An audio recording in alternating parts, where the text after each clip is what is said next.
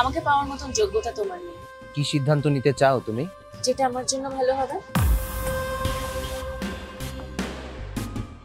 এসব মালা টালা কিসের জন্য নিয়ে এসছো? জানো না মালা টালা আমার মন ভরে না, যত সব আদিক্ষেতা।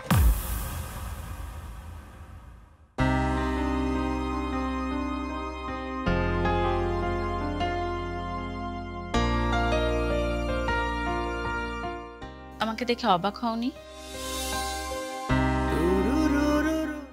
হয়েছি, তবে তোমাকে দেখে নয়, তোমার চুলগুলো দেখে। আসলে ওর লম্বা চুলই পছন্দ, তাই এখন আর 3 মাস পর পর নতুন নতুন হেয়ার কাট করি না। বলো কেমন আছো? ঠিক যেমন থাকবো ভেবেছিলাম তেমনই আছি। জানো তো, বাবার পছন্দ মতন ছেলেকে বিয়ে করার সিদ্ধান্ত নেওয়ার পর একটা সময় পর ভেবেছিলাম যে হয়তো তোমাকে ছেড়ে আমি কখনো ভালো থাকবো না, কিন্তু আজ আমি সত্যিই খুব ভালো আছি। আর ওর মতন একজন মানুষকে আমার জীবন সঙ্গী হিসাবে পেয়ে আমি সত্যিই খুব ভাগ্যবান। অনেক ভাগ্য করে ওর মতন একজন মানুষ পাওয়া যায়। ছাড়ো, ওর কথা বলতে গেলে সময় শেষ হয়ে যাবে, কিন্তু কথা শেষ হবে না। ও এমনই একজন। কি দেখছো এরকম ভাবে? দেখছি তোমার সরলতাকে। এমন ভাবে প্রাক্তনের সামনে বসে হাজবেন্ডের নামে যে গুণগান গাওয়া যায় সেটা জানা ছিল না। হো মা, যেটা সত্যি সেটা বলবো না নাকি? আচ্ছা, জীবনটা কি কোনো সিনেমা নাকি যে এক্সের সামনে আমাকে দুঃখী দুঃখী মুখ করে বসে থাকতে হবে আর বলতে হবে আমি তোমাকে ছাড়া ভালো নেই? এমন হয় নাকি? ঠিকই বলেছো। তুমি কেমন আছো? ওই যেমনটা থাকার কথা ছিল। তুমি চলে যাওয়ার পর অধীর আগ্রহে অপেক্ষা করেছি জীবনে একটা সঠিক মানুষের জন্য, যে আমাকে তোমার দেওয়া দুঃখগুলোকে ভুলিয়ে দেবে, আমার মনটাকে বুঝে আমাকে ভালোবাসবে, আমায় আগলে রাখবে। ভাগ্যগুণে সেই মানুষটাকে পেয়েও গেলাম। হ্যাঁ, হয়তো হয়তো যে সময় আসার কথা ছিল সে সময় আসেনি, কিন্তু এসেছে তো। অনেকে তো সময়ের আগেই এসেছে আর সময়ের আগেই চলে গেছে।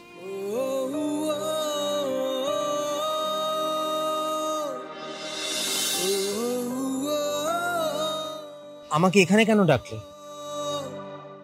তোমার সাথে দেখা করাটা খুব দরকার ছিল। সব কি হয়েছে পূজা?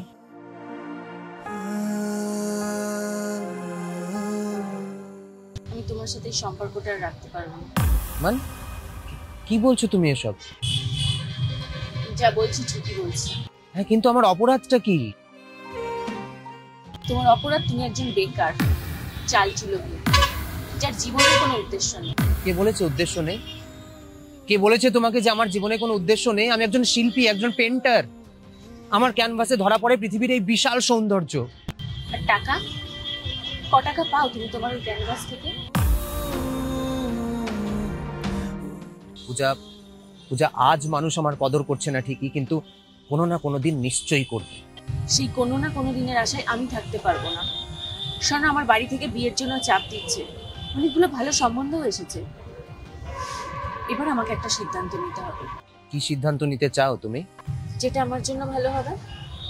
বাবাকে তোমার কথা বলেছিলাম, বাবা বলেছে তোমার মতন একজন 2 টাকার আর্টিস্টের সাথে আমাকে বিয়ে দেবে।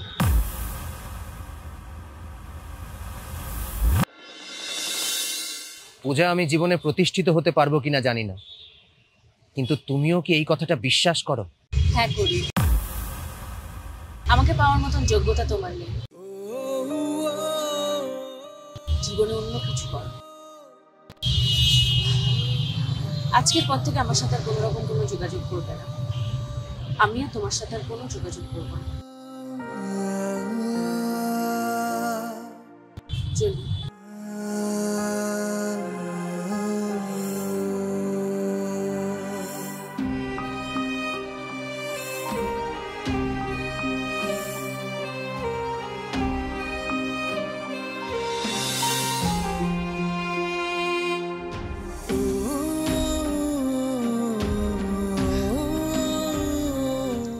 তা আজ হঠাৎ এদিকে? কোনো কাজে এসেছিলে না এমনি? জুঁই ফুলের মালা কিনতে এসেছিলাম, বউয়ের আবদার। অফিস থেকে ফেরার পথে প্রত্যেকদিন ওর জন্য একটা জুঁই ফুলের মালা নিয়ে যেতেই হবে। এভাবেই চলছে। অফিস জয়েন করেছে বুঝি? আর তোমার আঁকা? যে মানুষটাকে তার ভালোবাসার মানুষই বিশ্বাস করে না, তাকে দুনিয়া তো। তা কিনলে বুঝি জুঁই ফুলের মালা? না, কিনিনি। আসলে যে ছেলেটার থেকে আমি প্রতিদিন জুঁই ফুলের মালা কিনি সে আজ আসেনি। দেখি অন্য কোথাও থেকে কিনে নেব। যাকে বাদ দাও, তুমি এদিকে কেন এসেছিলে? হ্যাঁ, মালাই চা খেতে। একা একা? না না, একা একা কেন আসবো? আমরা তো প্রায়ই এখানে মালাই চা খেতে আসি। আমি আর আমার হাজবেন্ড ছুটির দিনগুলো এখানেই মালাই চা খাই। আর যেদিন ওর অফিস থাকে মালাই চা খেয়ে ও সোজা অফিসে ঢুকে যায় আর আমি সোজা বাড়ি।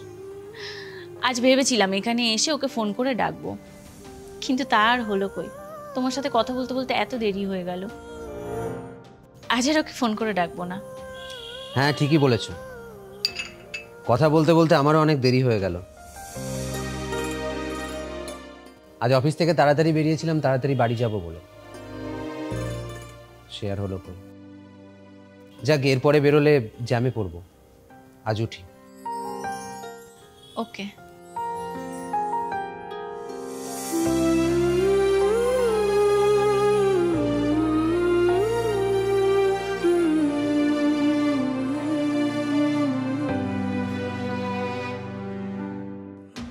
ভালো থেকো। তুমিও ভালো থেকো। আসি। আসি।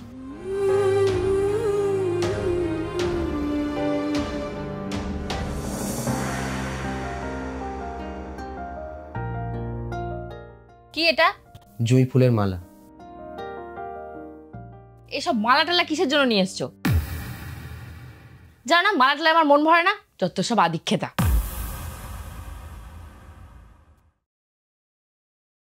এই শোনো, অনলাইনে একটা শাড়ির অর্ডার করেছি, ওটা পেমেন্ট করে নিয়ে নিও। আর কয়েকদিনের জন্য আমি বাপের বাড়িতে যাচ্ছি। রান্নাঘরটাকে আগেরবার মতন ময়লা করে রেখো না। আগেরবার কাজের লোককে 500 টাকা এক্সট্রা দিতে হচ্ছে। আমার মেকআপের বাজেট কম পড়ে গেছে।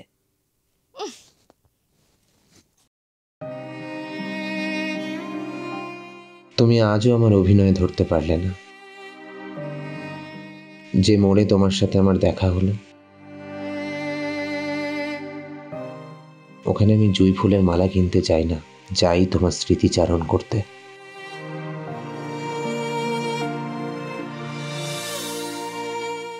নতুন নতুন হেয়ার কাট করার মতো মানসিক বা আর্থিক কোনো অবস্থাই নেই আমার। তুমি সত্যিই বুঝতে পারলে না আমি ঠিক কতটা সুখী।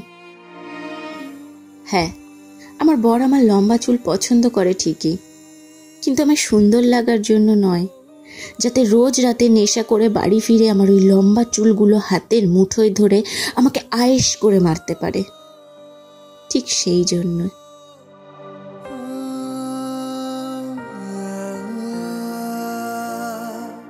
আমি ওই মোড়ে গিয়ে কোনো দিনই ওকে ফোন করে মালাই চা খেতে আসার জন্য বলি না, বরং মনে মনে প্রার্থনা করি ও যেন গুণাক্ষরেও টের না পায় যে আমি আমার প্রাক্তনের স্মৃতিচারণ করার জন্যই ওখানে যাই।